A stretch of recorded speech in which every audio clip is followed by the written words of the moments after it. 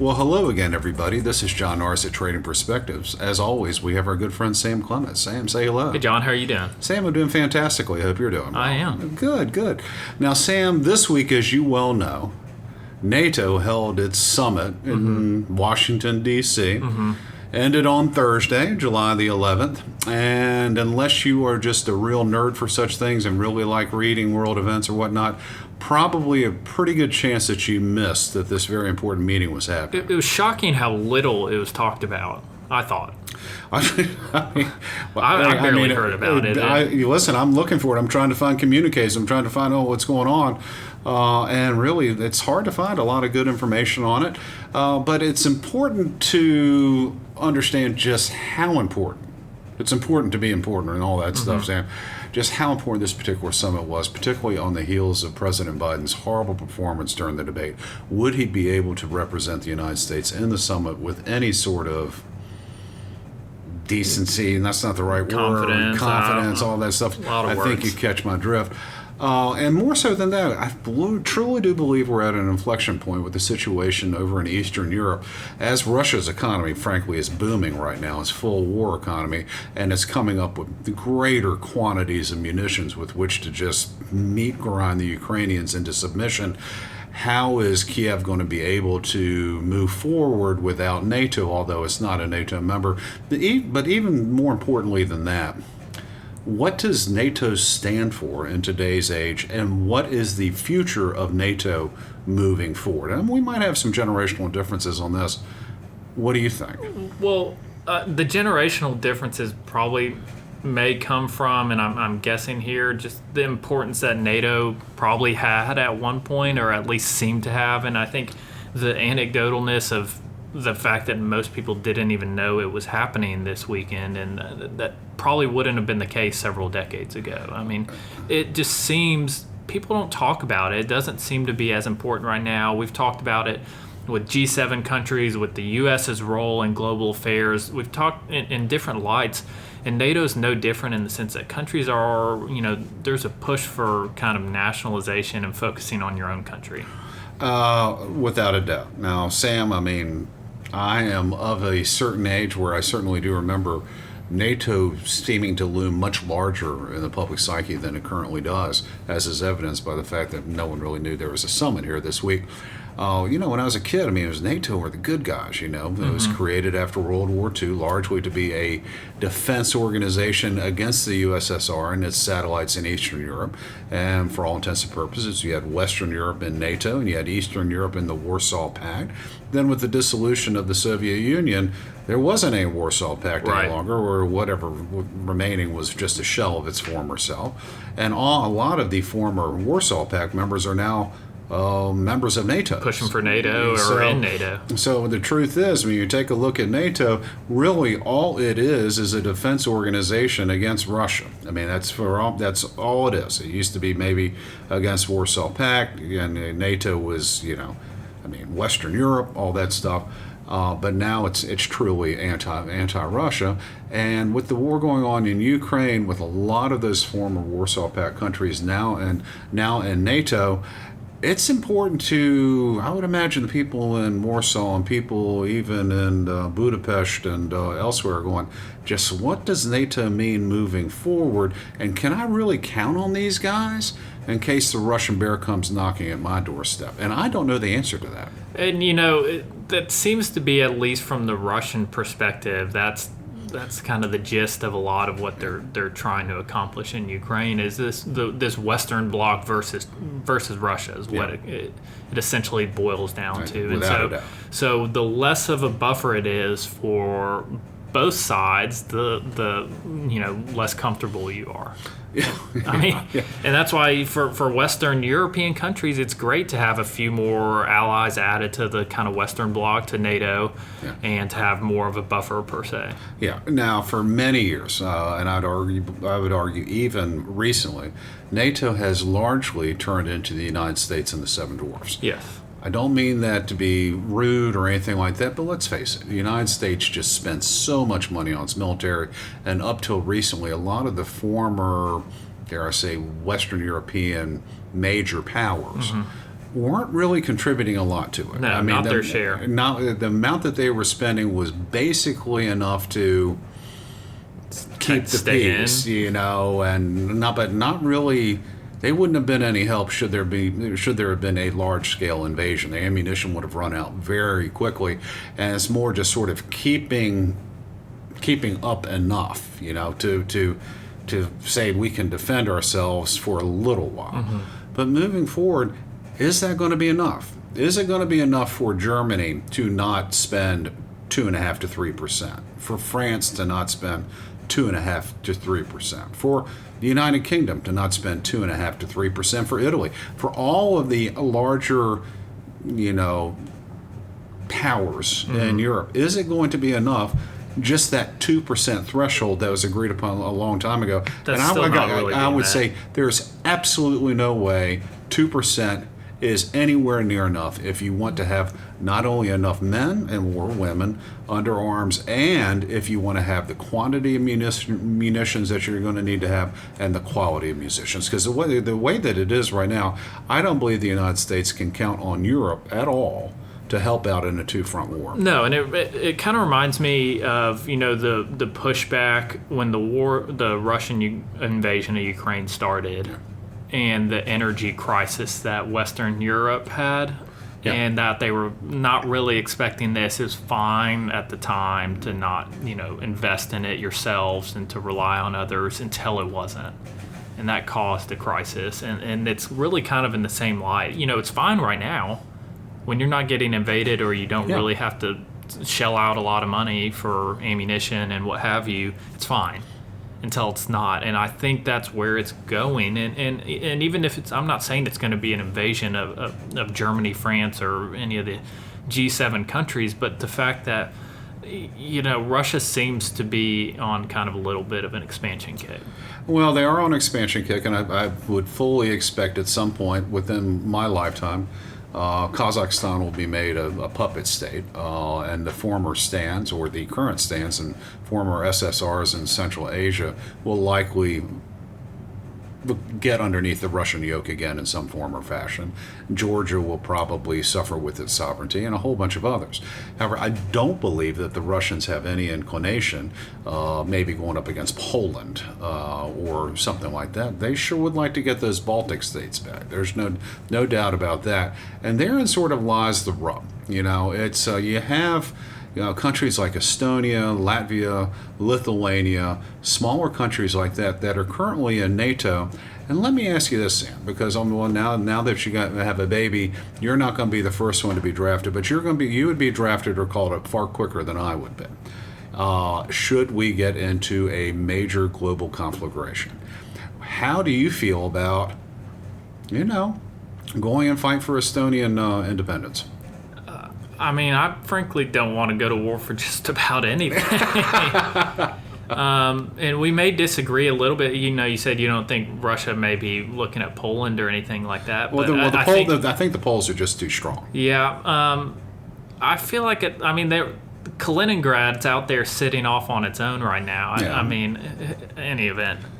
None of that is appealing to me. We talked about it a while back with China and Taiwan. If that's something I'd be willing to go send my kids or me out to do, and I'm not necessarily sure that's a yes from me. And you see, the thing is, the reason why that's important is Sam is still in his 20s, fit guy, all that stuff. Not that matters all that much. He'll let just about anyone into the U.S. military these days, but over time, I'm not sure the case has been made to the American youth why they should go out and fight and die for someone else, let alone their own country. Mm-hmm. Maybe I could reverse that. But even so, why they should go fight and die under the colors of the United States of America. All the more so some places where the average American probably couldn't find Lithuania on a map. Especially to, the point of NATO, the Western Bloc, that if Russia started pushing westward, that's a bigger threat to a lot of other countries before us. Yes. So for us to be sending a disproportionate amount of money and lives in that case, at some point, if that were the case, if they started invading NATO countries, we would have boots on the ground. Yes, and do you want and to do a that? disproportionate amount of U.S. boots on the ground. And so, if I'm hearing you correctly, what you're saying is, why should we be first? Yeah. I mean, if Estonia is getting run over, if Lithuania is getting run over, if Latvia is getting run over, and you have to keep in mind these countries were part of the Russian Empire for a very long period of time, part of the Soviet Union. Yes, really, for all intents and purposes, not any different to Ukraine in that regard. Not really historically independent countries, but you have to go back to, I mean, several hundred years ago. But they were quick to join NATO, and so it's so difficult for Moscow to go and invade those guys with the threat of NATO out there, which is very real. But Ukraine wasn't part of NATO, and so what we're finding is this half-hearted or half-ass attempt in order for the Ukrainians to at least keep the Russians at bay. But the longer it drags on, the longer it's just fait accompli, in my estimation. Now, kind of going back to what I was going to say, you know, your generation, I don't think the argument has been made very well by Washington why you should fight for the United States, let alone going and fighting for some Baltic republics that most people have ever heard of. What you're saying is, yeah, I understand we're going to get called up. You know, I'm American, I'm going to have to do that. But I resent the hell out of it, out of the fact that it's going to be Americans doing the disproportionate amount of the dying and fighting and spending of material over in Europe when our sovereignty is not being threatened at all. This is not a Pearl Harbor initiated type. I mean, we're talking theoretical. That's a completely different set of scenarios where there was people lining up to go serve our country because we were getting attacked. That was a direct war that we were a part of. So what you're saying is there wasn't a big march down to the recruitment office when the Russians invaded Ukraine. No, and there's not going to be there's not going to be one if Russia invades Bulgaria, Romania, and there was. I mean any of these former war. And it's the same. World War II. There was probably more support than there has been for this, but there was still. I mean, we didn't go to war until we were invaded. Yeah, we didn't go to war until we had to go to war. Yes. We stayed out as long as we could until it became undeniable that we were a part of it. So would you say your generation, obviously you don't speak for your entire generation, as you have pointed out time and time again, but would you say your generation, one, even understands what NATO is, two, appreciates the true commitment the United States has made to NATO, and three, would be willing to support NATO should it get to a hot conflict over places like the Baltics or Romania? I don't think people fully understand NATO. I think it's, for a lot of people, thought of more as a trade organization. I think you're probably right about that. I don't think many people would want to go defend some of the easternmost countries of NATO from the United States, at least proportionate to what it would currently be. If they invaded some of the Baltic countries, we would send a disproportionate amount of people and money.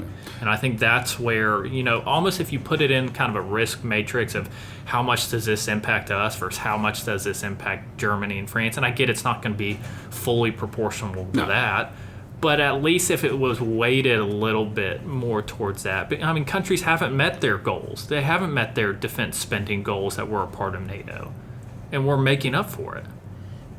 And that's unacceptable. I mean, it really sort of is.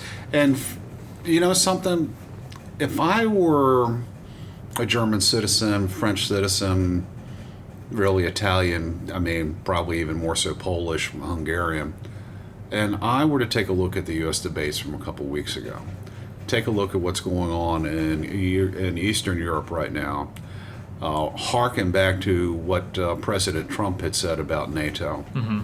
If I were that person, I would be very scared about the commitment the United States has to defend my country like the United States said it was going to, being a part of NATO.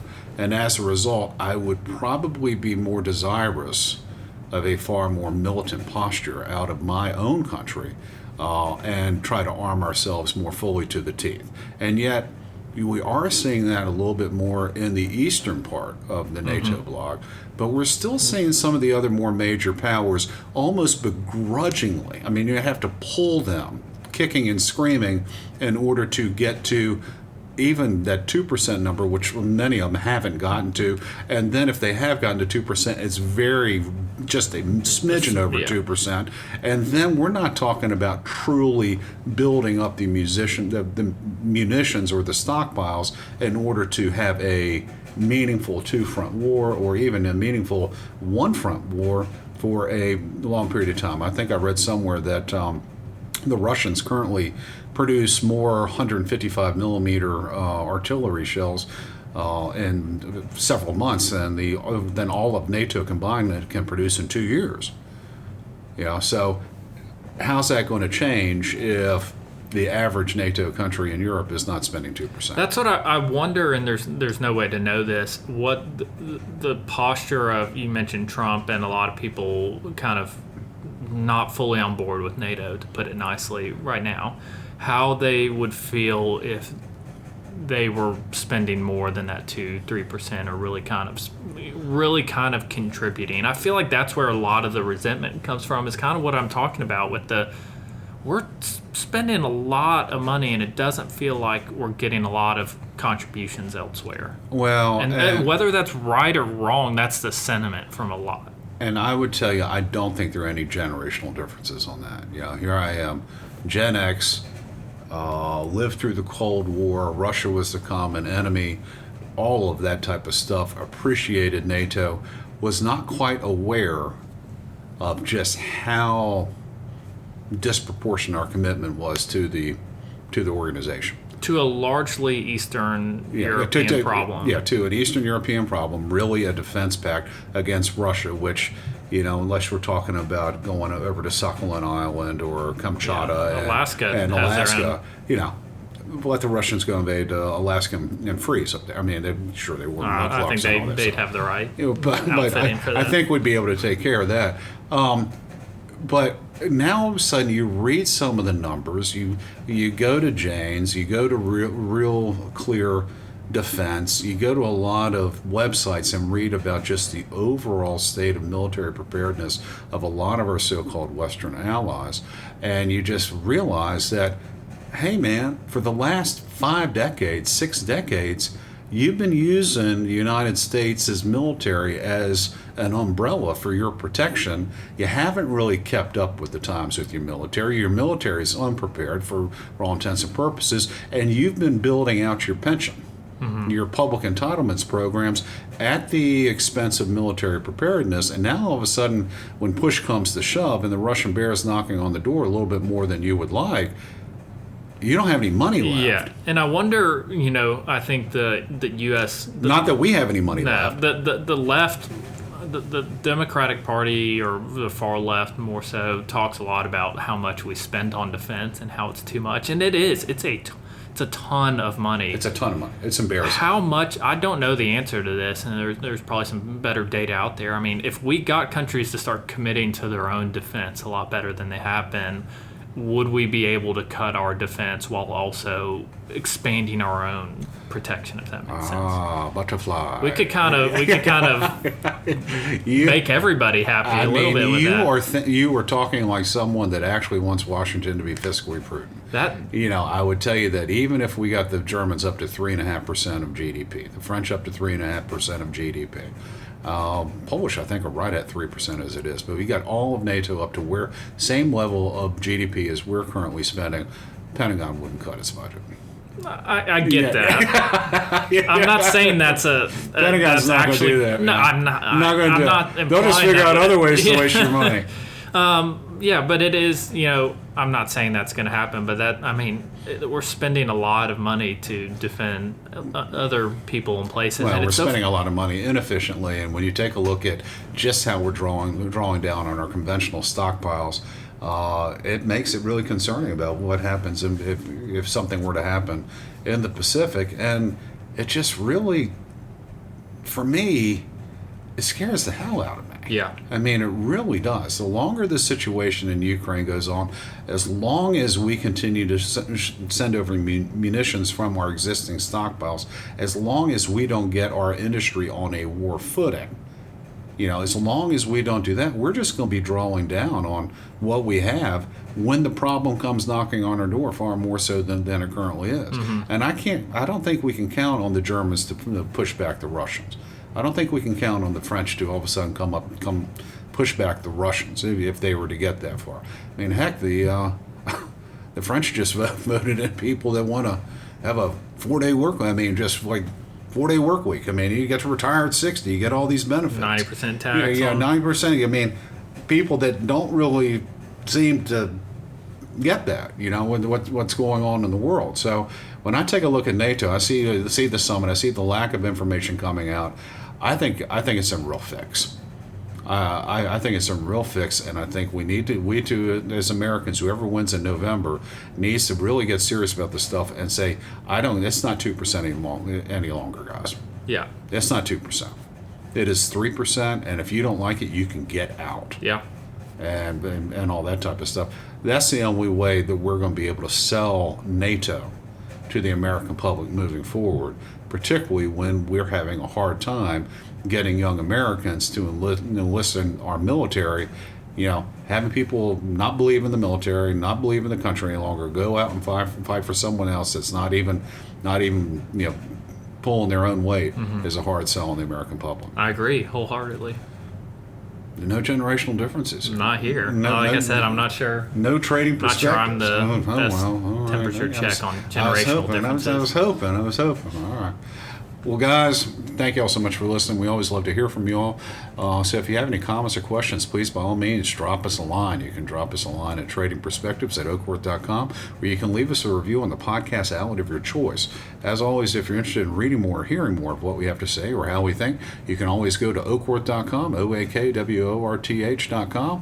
Take a look underneath the Thought Leadership tab and find links to all kinds of exciting information, including previous episodes of the podcast you're listening to here, Trading Perspectives, links to our weekly newsletter / blog Common Sense, links to our quarterly analysis and magazine piece called Macro and Market, amongst all other kinds of exciting information.